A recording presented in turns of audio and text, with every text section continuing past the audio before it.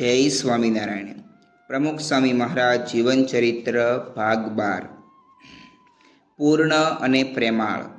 તારીખ 17/1ની સવારે પૂજા વિધિ માટે બિરાજેલા સ્વામીશ્રીએ હાથના હળવા ઈશારા કરતા કરતા પૂજાની પાટ અને તે પર પધરાવેલા ઠાકોરજીને બરાબર પોતાની સન્મુખ કરાવ્યા. કાર્યમાં ચોકસાઈ રાખવી રખાવવી એ તેઓની સ્વાભાવિક પ્રકૃતિ. તે પ્રાતઃ પૂજા વખતે અવશ્ય જોવા મળતી. એક દોરા ભારની પણ આડી અવળી ગોઠવણી થઈ હોય તોય સ્વામીશ્રી પાટ અને પ્રતિમાઓને વ્યવસ્થિત કરાવે.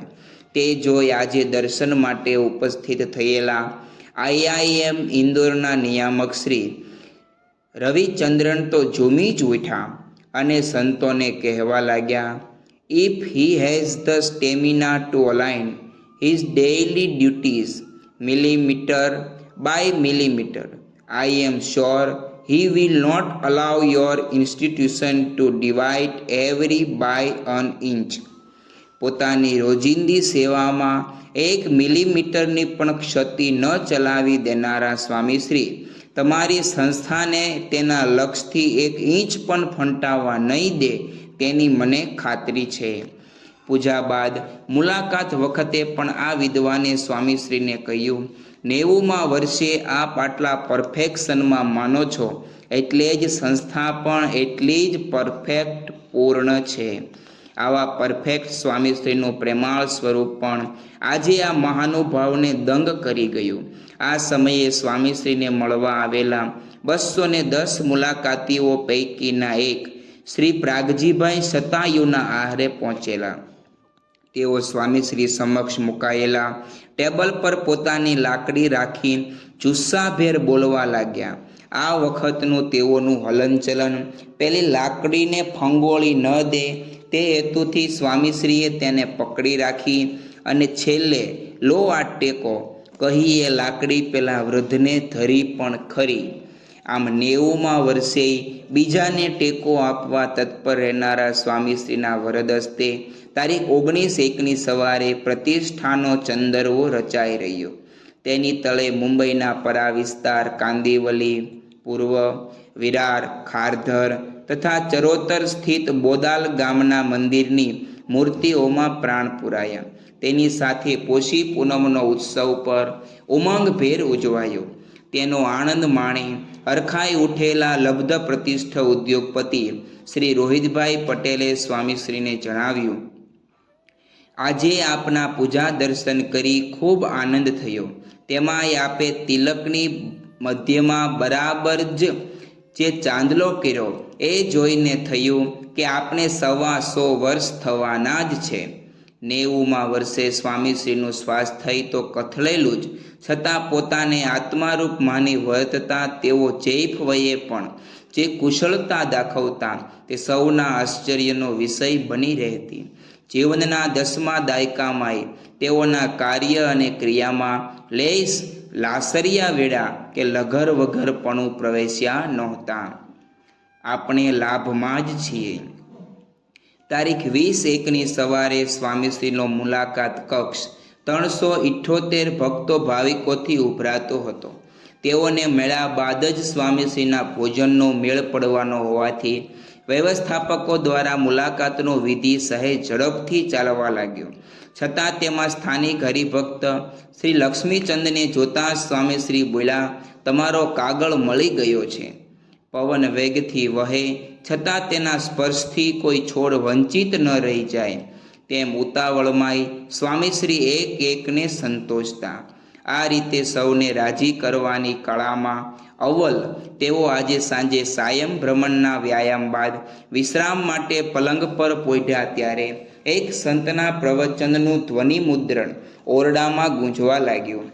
તેમાં શ્રીજી મહારાજ ના સત્સંગી શ્રી નાજા જોગિયાના ઢીંચન ભાંગી નાખવા તૈયાર થયેલા ભોંયરાના દરબારનો પ્રસંગ વર્ણવતા એ સંત બોલ્યા, વિસનગરની બાજુમાં ભોંયરા આવ્યું. આ સાંભળી સૂતેલા સ્વામીશ્રીએ તરત કહ્યું, ભોંયરા તો જસદણની બાજુમાં આવ્યું. આમને બોલવામાં કંઈ ફેર પડી ગયો લાગે છે.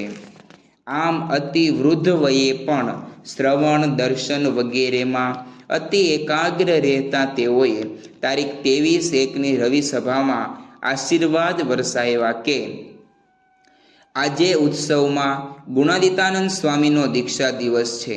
સાધુતા એ મોટો ગુણ છે અને સાધુતાના ગુણમાં સહનશીલતા એ મોટો ગુણ. એવા સાધુ ગુણાતીત હતા ને એ જ વારસામાં શાસ્ત્રીજી મહારાજ, જોગી મહારાજ થયા. આવા પુરુષો મળ્યા એ આપણા મોટા ભાગ્ય છે. આપણે જીવનમાં એટલી જ વસ્તુ સમજવાની છે કે આપણે કંઈ ભૂલા પડ્યા નથી, આપણે કંઈ ખોટમાં નથી, આપણે લાભમાં જ છીએ. આ કાર્ય એટલું અદ્ભુત છે કે એમાં કોઈ દાડો ઓટ આવે એવું નથી. આ વસ્તુ જાગ્રત છે. આ કાંઈ મંદ પડી ગયેલી વસ્તુ નથી. દિવસે દિવસે જોઈએ તો ચડતી કળા છે. અત્યારે આ સત્સંગ વધ્યો છે અને હજુ વધશે. એટલે આપણે કંઈ એવું નથી માનવાનું કે આપણે ભૂલા પડ્યા છીએ. આપણે એવું નથી કે ઘેંસમાં હાથ પડ્યો છે. જેટલું કાંઈ નથી થતું એમાં કસર આપણી છે. આપણું જ્ઞાન સાચું છે, શાસ્ત્રોક્ત છે. એમાં શ્રદ્ધા બેસે તો કામ થાય. મૂળ આ વસ્તુ સાચી છે એ મનાવવું જોઈએ. લોકોને સમજાવીને છેતરવા માટે વાત કરી એવું નથી. આવો લાભ થયો છે તો આ લાભ મૂકશો નહીં. પૂના અને નાસિકના મંદિરોના ખાતમુહૂર્ત. તારીખ 24/1ની સવારે પ્રાતઃ પૂજાનો પ્રારંભ કરતા પૂર્વે સ્વામીશ્રીએ પૂના અને નાસિકના નિર્માણાધીન શિખરબદ્ધ મંદિરોની શિલાઓના પૂજન કરી મહારાષ્ટ્રની મંગલતામાં ઉમેરો કરી આપ્યો. આ ઐતિહાસિક અવસરે ઉપસ્થિત આ બંને નગરોના સત્સંગીઓ પર પ્રસન્નતા વરસાવતા સ્વામીશ્રીએ કહ્યું, નાસિક ને પૂના બે મોટા તીર્થ જેવું છે. મહારાજ પૂનામાં રહ્યા ને ચરણારવિંદ પડ્યા ત્યારથી જ મુહૂર્ત થઈ ગયેલું કે અહીંયા મંદિર થશે ને સત્સંગ વધશે. પૂના આજે વિકાસને પંથે ચાલ્યું છે. ત્યાં ભગવાનની દયાથી જગ્યા પણ સારી મળી છે.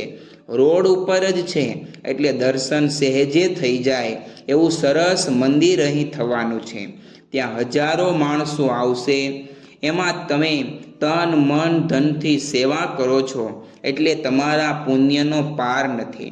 71 પેઢી તરી જાય એવું મોટું કામ તમે કરો છો. બીજ એવું વાવો છો કે હજારો વર્ષ સુધી એનો લાભ થાય. નાસિકમાં પણ પૂર્ણ કુંભ મેળો થાય છે. મહારાજની ત્યાં દ્રષ્ટિ પડી એટલે એનો મહિમા પણ વધી ગયો છે. ત્યાં પણ સારામાં સારું મંદિર થશે. ગોદાવરીના કિનારે જ છે.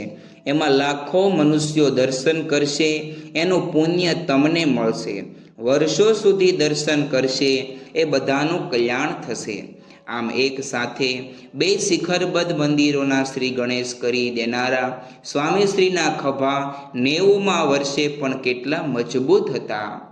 તે સાથે તેઓ આજની રાત્રે એક મિટિંગ યોજીને બિરાજ્યા.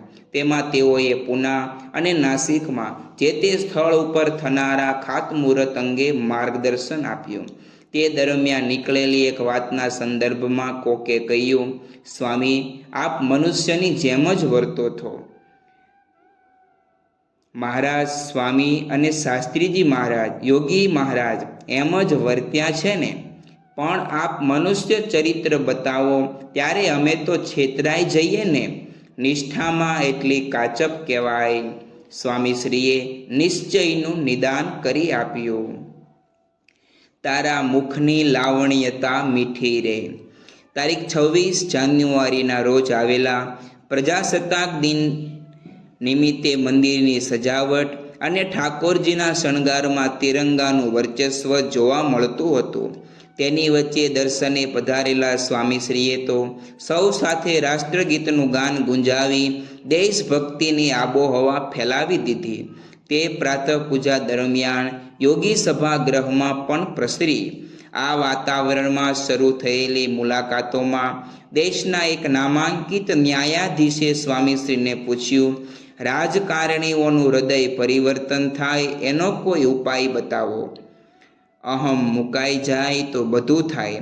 એટલું સમજે કે દુનિયામાં ભગવાનની સત્તા ચાલે છે તો અહમ ન આવે. પણ એવું થતું નથી. એટલે સત્તા ઉપર બેઠો હોય એ કહે આગે બઢો, પણ બીજો તેને પાછો પાડે. બધા પક્ષોએ દેશનું હિત થાય એ રીતે વિચારવું જોઈએ. પ્રજાનું કઈ રીતે હિત થાય એ જ વિચાર ચાલવો જોઈએ.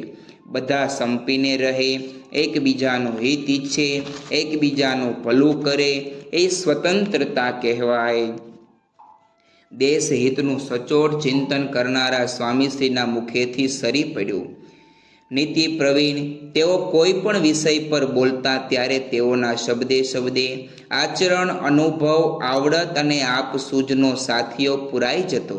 તેથી ઘર, ગલી કે દેશ દુનિયાના આંગણે આપમેળે માંગલ્યના માંડવા ખોળાઈ જતા. એટલે જ તો સ્વામીશ્રીના દ્વારે મુલાકાતીઓ કદી ન ખૂંટતા. આ વખતના તેઓના મુંબઈના રોકાણમાં પણ ખ્યાતનામ નિષ્ણાંતો, ખમતીતર વ્યાવસાયિકો, વગદાર શ્રેષ્ઠીઓ, બાહો સમલદારો, પ્રતિભાવંત કલાકારો વગેરેનો પ્રવાહ તેઓ પાસે સતત વહેતો જ રહ્યો. તેમાંના એક દેના બેંકના ચેરમેન શ્રી D.L. રાવલ તો અહોભાવ વહાવી ગયા કે स्वामी जी, आपने तो यहाँ मंदिर में इतना शांत वातावरण किया है कि यहाँ आते ही मन शांत हो गया. वो आपका स्पिरिचुअल पावर, आध्यात्मिक प्रभाव है. ये एनवायरमेंट, हवामान में सकून मिलता है. वर्षों पहला कविवर नानालाले खोखारीने कहेलू કે મુંબઈ, અમદાવાદ જેવી પ્રવૃત્તિ પરાયણ નગરીમાંએ ક્યારેક જઈને સ્વામિનારાયણ સંપ્રદાયના મંદિરની ઘુમ્મટ ઘટા નીચે બેસી આવજો અને ત્યાં તમને લાગે કે અંતરિક્ષમાંથી શીતળતાના બૂંદ વરસે છે, આત્મા ઠરે છે, અંતરને ટાઢક વળે છે, ઉરના અને અંગના અગ્નિ શાંત પડે છે, તો જે સંપ્રદાયને અનુભવથી ધર્મ માર્ગ માનજો. આવું દૈવત આજે પણ સ્વામીશ્રી દ્વારા નિર્મિત મંદિરોમાં જોવા મળે છે. તેની અનુભૂતિ કરવા તારીખ 26 જાન્યુઆરીના રોજ દોડી આવેલા L&T કંપનીના મુખ્ય કાર્યવાહક શ્રી અનિલ નાયક તો મંદિર સાથે સ્વામીશ્રી પર પણ ઓળઘોળ થતા બોલી ઉઠ્યા, આપનું મુખ એકદમ રેડિયન્ટ, ચમકતું છે. માત્ર આપનું મુખ જોઈએ ને આનંદ થઈ જાય છે. સ્વામીશ્રીની દિવ્યતા 90મા વર્ષે પણ ગજબના કામણ પાથરતી રહેતી. સૂર્યને શુદ્ધ વધ સાથે શું નિસ્બત, એની પ્રભુ પદ પ્રીત અભંગી. જ્યારે સ્વામીશ્રી મંદિર સંકુલનું નિરીક્ષણ કરવા નીકળે ત્યારે પગથિયાની તૂટેલી ધારથી લઈ શિખર પર ફરકતી ધજા સુધીની માવજત લઈ જાય.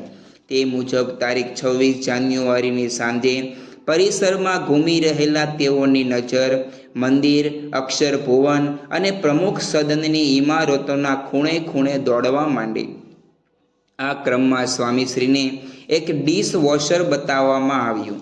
તેમાં યંત્ર દ્વારા જ સ્વચ્છ થતી થાળીઓની વિગત સાંભળી સ્વામીશ્રીએ પૂછ્યું, આમાં વાસણ ચીકણા રહી જાય છે કે નહીં તે કેવી રીતે ખબર પડે? તેઓને આ જિજ્ઞાસા સંતોષવા સંતોએ જ ત્યાં જ થોડી થાળીઓ ધોઈ બતાવી. તેની પર હાથ ફેરવી સ્વામીશ્રીએ પાકી ચકાસણી કરી જોઈ ત્યારે જ તેઓને સંતોષ થયો. ગુણવત્તા બાબતે તો 90મા વર્ષે પણ કોઈ કસર ન છોડતા સ્વામીશ્રીની આ પ્રકૃતિનું પ્રતિબિંબ તેઓની આત્મીયતામાં પણ ઝીલાતું. તેથી જ તારીખ 27 જાન્યુઆરીની સવારે મળવા આવેલા એક વરખેડાવાસીએ પોતાની ઓળખ આપી કે બાપા, હું શ્યામલાલનો દીકરો. ત્યારે સ્વામીશ્રી તરત બોલ્યા, એ તો મંદિરની સામે જ રહેતા હતા. 3 દાયકા પૂર્વે જોવા મળેલી વિગત તેઓએ ક્ષણાર્ધમાં સંભાળી આપી. આટલા લાંબા સમય પછીએ ભક્તોના મકાનોની ભૂગોળ ન ભૂલનારા સ્વામીશ્રી ભક્તોને તો સિદ્ધ વિસરે, પરંતુ ભક્તોને સતત સંભાળતા તેઓ પોતાના દેહની દરકાર તો સદા વિસારતા જ. તેથી તારીખ 28/1ની સાંજે તેઓને એક શારીરિક પરીક્ષણ માટે લીલાવતી હોસ્પિટલમાં જવાનું થયું. અહીં પહોંચતા પૂર્વે તેઓએ પવઈમાં આવેલી સંસ્થાકીય વાડીને પણ પાવન કરી. ત્યારબાદ અસ્પતાલના આંગણે પધારેલા તેઓ જરૂરી તબીબી તપાસ કરાવી મંદિરે પરત ફરી રહેલા ત્યારે માર્ગમાં આવતી ટ્રાફિક સંબંધી અડચણોને સત્સંગી યુવકો દૂર કરવા લાગ્યા. પરંતુ એક મુશ્કેલીને હલ કરવામાં તો તેઓ પણ ઘડીભર મૂંઝાયા. તે વખતે સ્વામીશ્રીને જોતાં જ બારેક મુસ્લિમ રિક્ષા ચાલકો પોતાના વાહન છોડી વહારે આવી પહોંચ્યા. તેઓએ જતાં આવતા ટ્રાફિકને થાળે પાડી સ્વામીશ્રીની ગાડીને યોગ્ય માર્ગ પર લાવી દીધી. આ ઘટના સ્વામીશ્રીએ મેળવેલા સર્વધર્મ સમાદરની ઝાંખી કરાવી ગઈ. તે સાથે મંદિરે પધારેલા તેઓએ અહીં ગાડીમાંથી ઉતરતા જ ઠાકોરજીના દર્શને જવાની ઈચ્છા જણાવી. હજી 3 કલાક પહેલાં મંદિરેથી નીકળતી વખતે તો તેઓએ દર્શન કરેલા જ, છતાં પાછા આવી તેઓ પુનઃ ઠાકોરજીના દર્શને પધાર્યા. એટલું જ નહીં, આ બંને સમયે વ્હીલચેરમાંથી ઊભા થઈને સ્વામીશ્રીએ 3 ખંડોમાં નમન વંદન કર્યા. નીલકંઠ વર્ણી પર અભિષેક કરવા પણ પહોંચ્યા. તેઓની આ ભક્તિસભર ગતિવિધિ ઘણી જ પ્રેરણાદાયી બની રહી. શ્રી સ્વામિનારાયણ ભગવાનની જય.